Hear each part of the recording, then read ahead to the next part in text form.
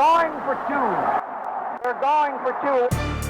Yes. This is the 2 Point Cowboys podcast. I am your humble host, Mr. Will Steele.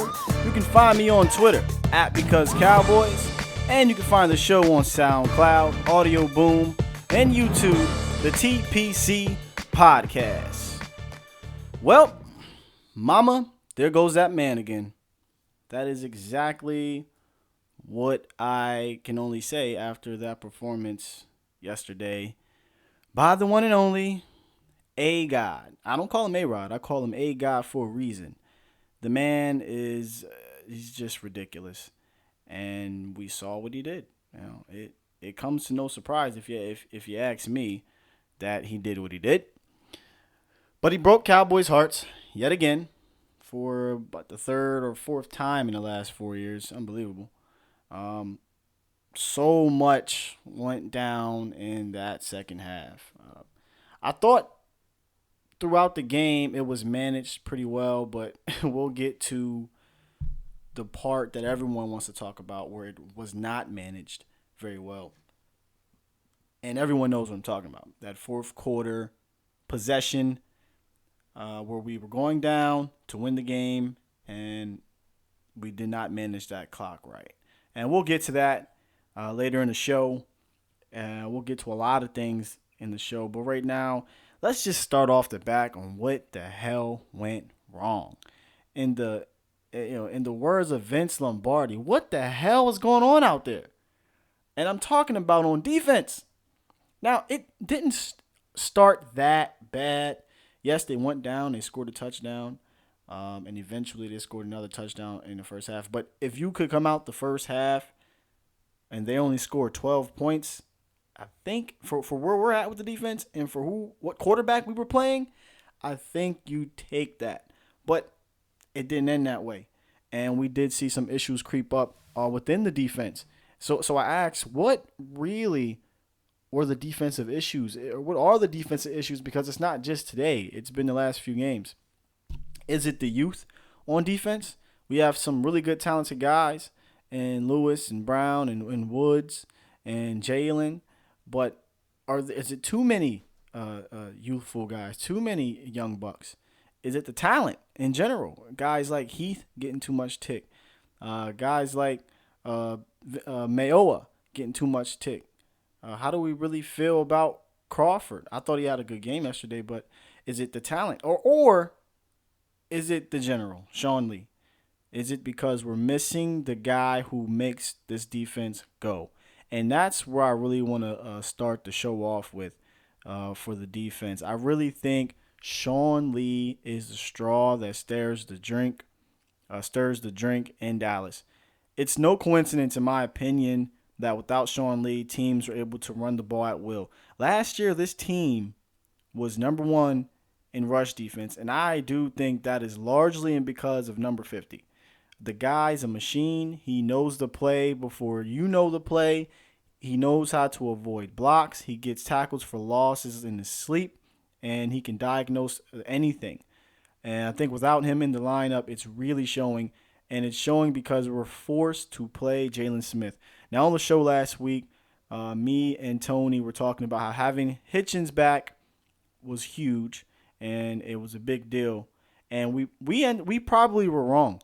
We thought that having Lee out, but having Hitchens replace him would be more impactful than having Tyron Smith out with Byron Bell, Chaz Green replace him. Hindsight 2020, I'm thinking it's the exact opposite. I'm thinking now that the offense would have been okay with Chaz Green or Byron Bell at left tackle, and the defense better with Sean Lee. And that is no knock on Hitchens. Sorry, Cowboys Nation. The knock is on Jalen Smith. It's time to have a conversation about number 54. Great story. He ain't ready. He ain't ready for this many snaps. I think we could see it coming. I thought we saw it coming last week. And I thought having Hitchens back that it would come out that Hitchens would play more, Jalen would play less. But being that we're playing this type of team who plays a lot of 11 personnel, which makes you stretch out your defense, and only played 2 linebackers. Jalen Smith is one of them. Unfortunately, he doesn't need to be one anymore. He needs to be on a more strict snap count. As much as we love him and love his story, he's just not all the way back yet. That is no knock on the man that he is, but the player that he is not there. And, I went back and watched some of the game, not all of it, and a lot of it was running at 54. I believe Hitchens is a better middle linebacker. They probably should have switched that or just completely moved Durant to Jalen Smith's position, because Hitchens can diagnose and go a lot better than Jalen can. Jalen's issues right now is diagnosing and hitting it. He's not doing either. If he's diagnosing it, he's not trusting himself. And then when he does trust himself and go, he just can't do it. He can't do it. He's best used at this point blitzing or pass rushing off the edge than he is trying to chase down a running back laterally or taking on a guard when he's stretched thin and he's fatigued towards the third or fourth quarter, because teams are just coming at him. They're coming at him at will, and it's having a huge effect on the defense. And I really think when you get back Sean Lee and you pair him with Anthony Hitchens, you will see the difference in the run D. That doesn't necessarily eliminate everything on defense, but that part of the defense, it will help tremendously. And we will see that hopefully after the bye week, and hopefully we'll see an uptick in defensive performance. But it wasn't just the linebacker play that was a problem yesterday. Defensively, a lot of things were issues in the secondary. The young buck Jordan Lewis, I really like Jordan Lewis, and I'll dig into him I'll dig into him a little bit later. The kid is talented. He broke up a lot of passes, but he also gave up that touchdown, which you can't be mad at the rook. But Anthony Brown didn't have a great game, specifically in the red zone, and that's one thing I want to bring up. I believe AB is a pretty solid corner. Between the 20s, he's very good, very, very good. When he gets in the red zone, he struggles. His size plays a factor, being only 5'10". He doesn't have great length, and he's not very athletic at the point of jumping. So he struggles, and he struggled against Arizona. He struggled yesterday in the red zone. So that's where having a bigger cornerback will come into play, or having better safety help. And once again, Jeff Heath, I have to look at the film, all 22, and see exactly what Jeff Heath's role was. But the fact that I barely even seen the guy do anything just goes to show you that, once again, he's not a factor. And that's a problem, Cowboys Nation. That is a huge problem. We need more playmaking ability from our safety position. Byron Jones is really damn good at covering. He can get better at a lot of things like creating turnovers. But when you're asking him to cover as much as we are, we need somebody back there that's going to create some turnovers, create something. So it may be time to make a move there, and we'll get into that later as well. Now, these defensive issues ended up having a trickle-down effect to the offense. And what I mean by that is, for the second game in a row, the offense was unable to do anything in the third quarter, put on another snooze fest, and pretty much went to sleep. And the reason why I partly have blame on the defense is because it could not get off the field yet again. Aaron Rodgers and the Packers they dominated the time of possession in that third quarter. And like I said, this is now 2 weeks in a row that there was 0 points scored in the third quarter, and that the team was dominated in TOP, time of possession. That can happen. It cannot happen. When you're playing against a team like the Packers with a quarterback like Aaron Rodgers, you have to score. And if you're not going to score touchdowns, at least get 3. You get 3 points in the third quarter, or if you get 6 points in the third quarter, that puts more pressure on the opposing team. But you can't go blank in the third quarter back-to-back games. I'm not sure why this is happening. Maybe Dallas needs to defer the opening game. I'm not sure. But somehow, some way, after halftime, The Cowboys staff and players need to get together, figure this out, because something has to change. The third quarters are killing this team when it matters in these close games. And that brings me to coaching. If they're not adjusting at halftime, is this a coaching problem? I know that's a big topic today amongst Cowboys Twitter and Cowboys radio. Everywhere is fire Rod, fire JG, fire Scott Linehan. Everybody wants everybody fired, right? Well, I'm going to say it. There has to be some type of accountability with the coaching staff. Somebody needs to step up and state that, okay, listen, we're not doing a great job. We have to do a better job. And they do. And who do you blame? Was it Rod Marinelli? I mean, he is given spare parts and told to make a Lambo out of spare car parts for the most part. But there's also times where Rod Marinelli, I look at the team and look at the decisions made on defense and I scratch my head. Like, what are we doing here? Is it Scott Linehan? Do you blame an offense that's put back-to-back 400 performances up in 30 points? Or do you say, come on, Scott, why are you calling an RPO? Because that's what it looked like in the fourth quarter on a go-ahead touchdown. Why are you calling a run-pass option when we need to be running the clock down to keep Aaron Rodgers off the field? Line up and run the ball. Or do you blame Jason Garrett for not having this team prepare to finish these games out? Who do you blame? Whose fault is it? Me? Everybody's accountable. Everybody's accountable. Rod Marinelli has to do a better job of scheming up teams. Same goes for Scott Linehan. Now, I won't put a ton of blame again on Scott Linehan the last 2 weeks. I had a problem with him a little bit in last week in some of the third quarter issues. But this week, I really can't put that on him. Last week, they had about 3 possessions in the third quarter. This week, 1. 1 possession. And that's because the defense, Ryan Marinelli, could not get off the field. Where I do have a problem with Scott Linehan in this past game is the call in the fourth quarter.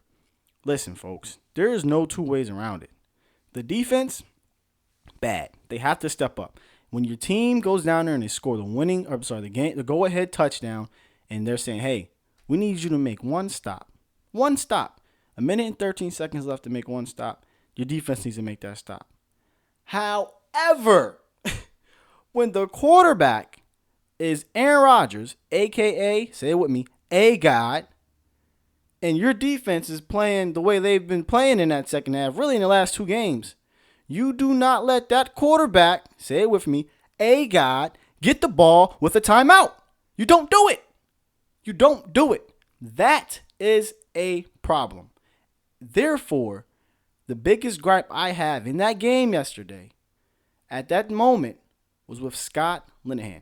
I don't care if it was a run-pass option. I don't care. You don't give them that option. You don't give the quarterback that option. You go out there because you like to run out these 3 and 4 tight end and these unbalanced lines in the middle of the game where it makes no sense in my opinion. So why not go out there and run the 3 tight end set again?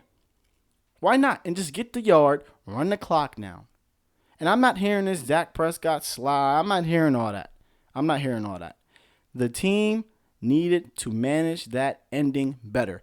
And there's some people that want to say, well, what do you want Dallas to do? Run 10 minutes off the clock? Yada, yada, yada. It was a very impressive clock-eating drive up until that point. It was. And I don't want to hold him, hold this over his head for the entirety of the game because I thought the game was called pretty decently. Dak got on the move a lot more. That was nice to see. A lot more counters, a lot more pulls, traps. There was a lot more in this game for 2016 that was done. And that's what I like to see. However, game management wins and loses games in the NFL. And that game kind of was lost on that play. I mean, let's be honest. Let me tell you how I reacted.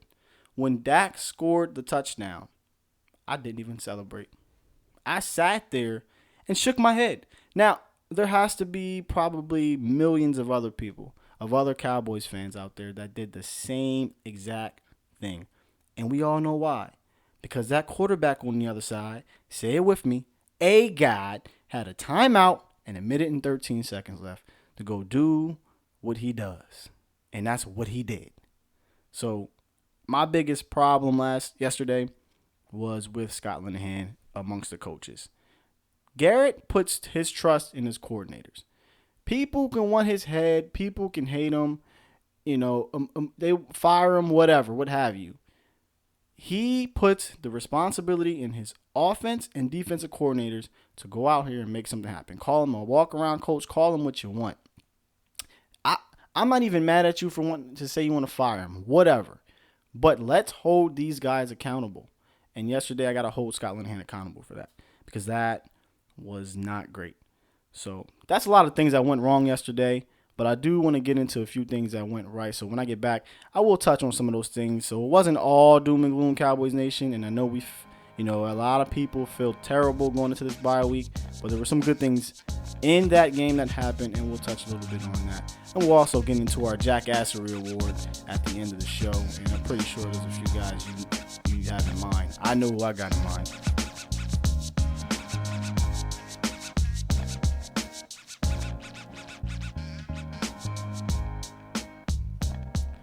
Okay, Cowboys Nation. Now that I got you all riled up about the bad stuff that happened yesterday, let's kind of calm you down, bring you back down, get you in good grace, feeling good about what happened, even though we lost. Yeah, man, that's going to bug me for a little bit. But there are some things, and most of those things were on the offensive side of the ball that you got to feel good about going into the break here, the bye week. And it starts off, number one, with the quarterback, Dak Prescott. My man Jordan made a great point, writer for Cover 32 Dallas, by the way. He made an awesome point that I'm sure a lot of us in Cowboys Nation, I'm hoping that a lot of us in Cowboys Nation are noticing, and a lot of the haters as well. One of the big knocks, if you want to say, on Dak Prescott was, he can't do it without great blocking. He can't do it without a great running game. This and that and this. Well, folks, he had 69% completion rate yesterday, 4 total touchdowns, a QBR of 96, and a quarterback rating of 104. This is the 4th straight game that he's had multiple touchdowns, and this is the 3rd straight game with at least 3 touchdowns. And that's in spite of shoddy blocking on the line and an inconsistent run game. He's had neither of those all year on a consistent basis. Now, the line only gave up, I believe, 1 sack. Happened to be a pretty big sack at the end of the half by Tyron Smith. But it wasn't like this guy was afforded this awesome blocking all year. He hasn't been really, and he's been making things happen. So Cowboys Nation, you have a quarterback. You do. You have a really good quarterback. And a lot of people will say, oh, man, we've seen this before. Good quarterback play, and no one else is stepping up. The difference is I do think that offensively, at least, the offensive line is there. It has that potential, and it has played better. And, of course, Ezekiel Elliott is Ezekiel Elliott. He'll get it going, and he has gotten it going, in my opinion. This is 3 games now in a row. He's rushed for 80 yards or more in his second 100-yard performance of the year. But the most impressive thing out of Sunday's game to me was his dominance in the 4th quarter. He looked like the old Ezekiel Elliott, and that helped big time in really getting that go-ahead touchdown. Now, Zeke and Dak were probably the 2 top performers offensively at the skill position, but I do have to give a huge shout out to the wide receiver that really no one wanted after Noah Brown was drafted, and that's Bryce Butler. Bryce Butler is making a real case to start opposite of Dez Bryant. I'm thinking that should be something the coaching staff should be thinking about heading into the bye week. And I'll get into that a little bit more later. But he's making the most of his opportunities. Right now, he has 207 yards on 11 targets with 2 touchdowns for the season. And by the way, that's 207 yards on 8 catches. He's averaging a ridiculous 20-something yards a pop. And they are big plays. And when you think about the skill set he has and what this offense needs right now, it's tailor-made for Bryce Butler. This offense no longer needs the Terrence Williams, the blocker. Okay, we need a wide receiver that is going to stretch the defense and go up and get the ball. There was and trust me, folks, I'm going to get into that drop. But there was a Terrence Williams ball where Dak went deep on a free play. It was a free play. And T. Wills running down the sideline, covered pretty good. Ball was a little bit underthrown, but he did. You know, Terrence Williams doesn't go up and get jump balls, but I was hoping he would go up and get the jump ball. Difference there, 19 goes up and tries to make a play on the ball. He's done that all year. How many catches have we seen this year where he's making jump ball catches or he's coming back to the ball, big plays? It's time, folks. Bryce Butler is really playing extremely well, and he's playing better than Terrence Williams is. And we'll talk about that, the play that, in my opinion, turned the game soon here. But I do want to give a shout out to what went right for Bryce Butler. It was a shining star in that game, folks. Now, on defense, we do know it was a struggle pretty much most of the day. But there were some guys on D that were very impressive. And the main one was the dinosaur. Welcome back, David Irving. I mean, 2 sacks and 5 tackles. It was a very impressive game for the big guy. Now, the play that a lot of people will remember is him just missing Aaron Rodgers, A-God, on that all-important 3rd and 8 down there on our side of the field for the go-ahead touchdown. But besides that, which really wasn't his fault. That was the linebackers. If you go back and watch the film, it wasn't his fault. But besides that, Irving was outstanding. He had 2 sacks and 5 tackles, and the 1 sack was so damn impressive, guys. I really highly recommend going back and watching that. He put a move on the center so fast, it felt like Irving was in the backfield at the snap, and he really was. Having him back is going to be huge, and pairing him with another guy that had a pretty solid game was DeMarcus Lawrence, who keeps his sack streak alive now at 5 games. He has 8.5 sacks on the year, which is a career high already, which is amazing. We're not even halfway through the season. But him pairing with David Irving has shown to be pretty damn good in this game, and I think it will be for the rest of the year. There aren't too many Aaron Rodgers on the schedule here. I mean, that guy's amazing. But David Irving, D-Law, once again, the 2 defensive star performers. And I mentioned this guy earlier, Jordan Lewis. I know he gave up that game-winning touchdown. But, folks, we got one here. I really do think we have a true CB1. We have a true number 1 cornerback. This guy is damn good. I mean, he is sticky. I might start calling him Sticky Fingers. He is sticky. He's on you. Even if you catch it, he's on you. And he performed very well. Great, really, throughout that game. He had his miscues. He did have the holding, and he did give up the touchdown. The play before, he had a chance at a pick, though, but he knocked it down. I believe he had 3 or 4 pass breakups and a ton of solo tackles. I mean, he may be our best tackling player outside of Sean Lee on the team. The guy is for real, folks. And it's a tough way to end the day with the game-winning touchdown, but Cowboys Nation, hold your head high. I think you have one here in Jordan Lewis. Now, that is just some of what went right in the game. There wasn't a bunch because, obviously, the Cowboys lost. And I do think the Cowboys lost probably because of two different situations in that game. I did go over one of them. I would say 3 then, I guess. I did go over one of them with the RPO, play call down in the red zone. But there was 2 other instances in that game. And those 2 instances, I have to give the Jackassary Award to. So here we go. Terrence Williams. You all know, all have been waiting. I'm pretty sure you knew this guy had to be number 1. Come on, man. You have to catch the ball. I'm done with the guy. It's funny because I was about, hey, good job, Terrence Williams, taking a pay cut, this and that. Well, he needed to take a damn pay cut because he has not been impressive this year at all. This is the 2nd week in a row he's dropped the ball. Literally. I'm not talking figuratively. Literally has dropped the ball in key moments. Happened so that this one cost the Cowboys, I think, the game.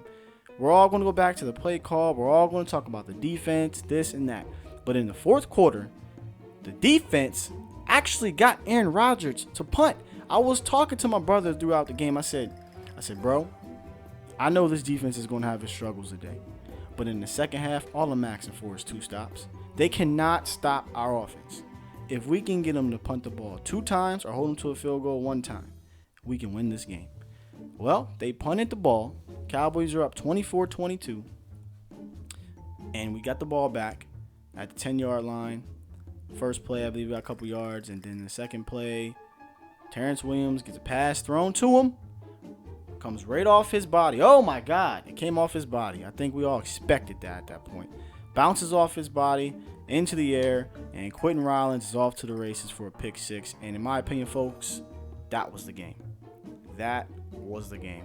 Terrence Williams. You suck, you jackass. You cost the Cowboys a huge opportunity right there. Now, he wasn't the only one. There was two people in this game. And it wasn't a player. Terry McCauley, yes, I'm talking to the referee. Jackass. You have a Jackassary Award. Congratulations. How do you make that call at that time in the game on Benson Mayowa? Did Benson dip his head a bit? He did dip his head a bit, but that's not what he called. He called a dead ball personal foul on Benson Mayowa. That is ridiculous. If you go back and watch the game, as he's blowing his whistle, Benson Mayowa is already getting ready to tackle Aaron Rodgers, who, by the way, was not down yet, who, by the way, has shown ability to escape pressure, who, by the way, did beat us really with his legs in that game. So why would Benson Mayowa let up right there? We've seen Aaron Rodgers make spectacular plays, even when he's under pressure. There's no way I'm telling my defense to let up even when he's down. I heard Booger McFarland say something on the radio, I think it was last week. He said if it's wiggling, you hit it. Aaron Rodgers was still wiggling, so he needed to be hit, period.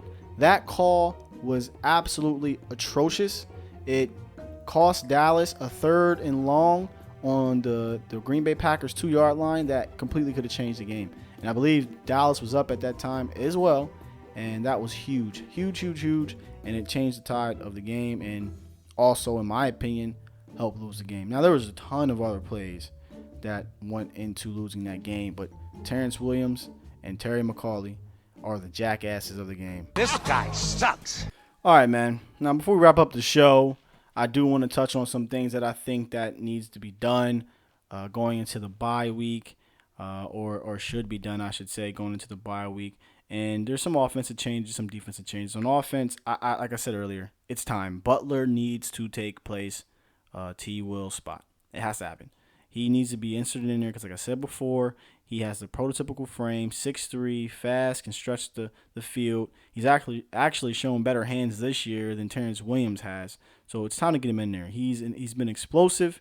He's the prototypical wide receiver 2 opposite of Dez Bryant. And is Cooper the answer at left guard? I mean, sure, he had his struggles last week. He definitely struggled. He actually was pretty bad. But we did rush pretty good last week, and we rushed very well this week. Is he the answer at left guard? I'm not sure yet. I think that still needs to be seen, but I don't know if we tinker with moving him out the lineup. Chaz Green is very injury prone, and keeping him on the shelf will help him out to stay healthy, and he has insurance if one of our tackles goes down or one of our guards goes down. And where is Ryan Switzer, folks? Can y'all tell me? Because I was high on this kid coming in. I thought, how can Lucky Whitehead, as a rookie and last year, get more snaps than Ryan Switzer? I'm baffled. I really don't understand what's going on, and maybe that's one of those coaching decisions where I said I had a problem with Scott Linehan. Maybe that's one of the things I also have a problem with. Why is Ryan Switzer not being inserted into the offense more? I need to know. And on defense, I mean, plain and simple, Xavier Woods needs to be starting over Jeff Heath right now, folks. Not tomorrow, not next week. He needs to be starting over him right now. I think that's easy. And do we IR Chidobe Awuzie? Because he's got hurt again. I mean, he's in, he's out, he's in, he's out. 3 games in a row, 3 games he hasn't finished. I think it's time to sit him on IR and hope after he gets back his hammy's fine and he can help us down the stretch run with Nolan Carroll and Ben-Wickery most likely being back. That gives us a little bit more depth, and we can't keep having guys in and out like that. So I think it's time to put him on IR and move Jordan Lewis to CB1 if he isn't. Scandrick, like I said on last week's show, I don't know that I trust him downfield against bigger guys. I trust Jordan Lewis more. I think it's time to see him insert as our cornerback one. And is it as simple as getting Sean Lee and Anthony Hitchens playing back together on defense? Because that's really what it seems like to me, specifically speaking on the run game. Those two together, I believe, help vault this run defense to number one last year. And once we get Sean Lee back, that could just be the elixir. That can be the thing that sets this defense apart from being very bad to average. Because really, it just needs to be average. Listen, folks, it's not going to be great. It isn't. It's a young defense, and it's missing some parts. But it just needs to be average. It was average last year, and that helped get the team to 13 victories. So let's hope some of these things are done in the bye week. Cowboys Nation, don't jump off the cliff yet. There is plenty of time, and if it's one thing we know about this division, nothing, and I mean nothing, is settled in September or October. We had a long way to go. But that's been my time. Once again, I am Mr. Will Steele, and this is the 2 Point Cowboys podcast. My man Tony Ioso will join me again either later this week or next week, and I will see you guys again. Peace.